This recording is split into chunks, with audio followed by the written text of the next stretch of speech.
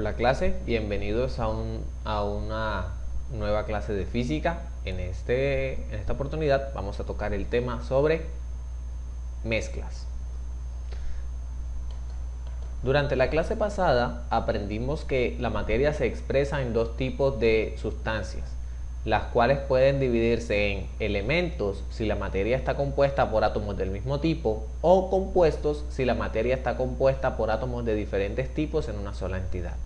Bien, una mezcla es una combinación de sustancias en el mismo o en estados diferentes y la cual tiene propiedades particulares de cada una de sus moléculas.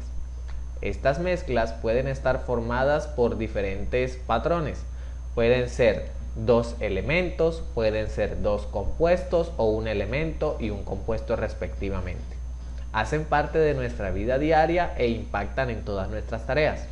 Por ejemplo, realizamos mezclas en procesos como la cocina, el baño, procesos de lavado, limpieza, durante el intercambio con otras personas, así que hacen parte de todas nuestras tareas. De manera directa o indirecta, el ser humano se encuentra realizando y combinando mezclas para obtener diferentes propiedades de materiales que necesita para satisfacer sus necesidades.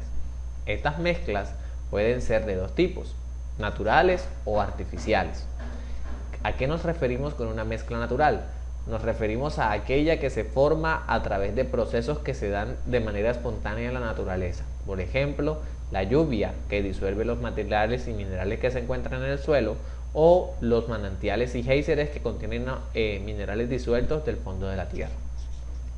Los ejemplos que dimos anteriormente de labores realizadas por el ser humano fácilmente son ejemplos de mezclas artificiales en los cuales los productos o los compuestos que se utilizan para formarlas están diseñados por el ser humano para cumplir propósitos específicos.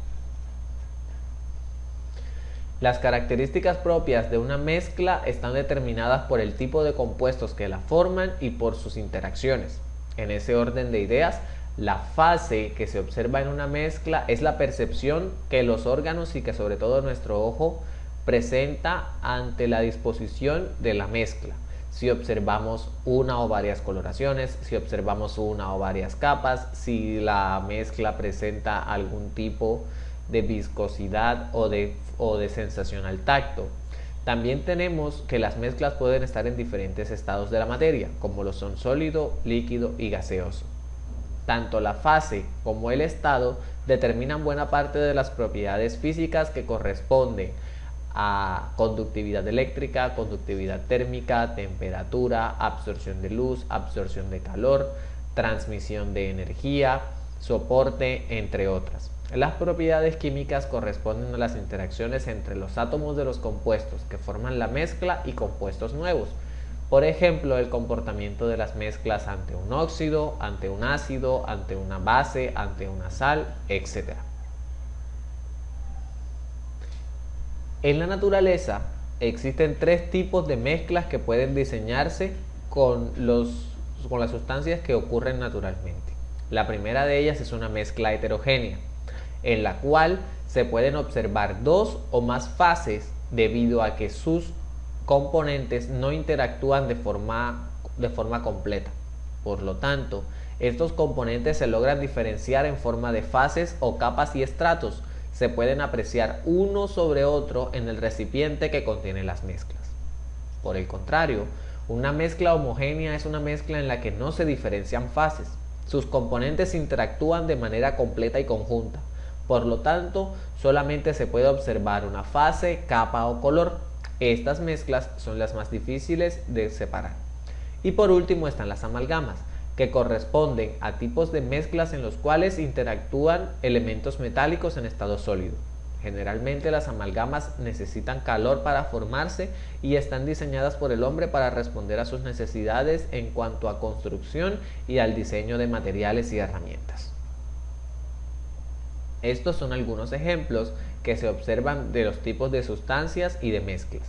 En la foto de la izquierda podemos observar un vaso con dos compuestos, agua y aceite. Podemos observar que el agua y el aceite no interaccionan de manera completa, por lo tanto se observan dos capas o fases. La primera capa está formada por el componente agua y la segunda capa está formada por el componente aceite. No importa la fuerza que realicemos, los componentes nunca van a interaccionar entre sí y por lo tanto siempre van a tender a separarse. Se necesita realizar un cambio físico extremo, por ejemplo, agregar calor para que estos dos componentes interactúen. En el caso de la derecha podemos observar un recipiente en el cual contenemos agua y le agregamos un tinte químico conocido como permanganato de potasio. El permanganato se difunde en todo el contenido del recipiente. Por lo tanto, el resultado final es una sola fase en la que se encuentra tanto el agua como el tinte químico, pero no pueden diferenciarse el uno del otro debido a que todo el contenido del recipiente tiene la misma fase, color y apariencia.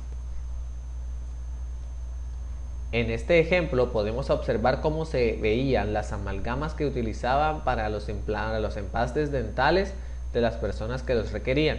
Estas amalgamas generalmente tenían compuestos de hierro, oro y mercurio con el objetivo de evitar que los dientes sufrieran mayor daño por la aparición de las caries.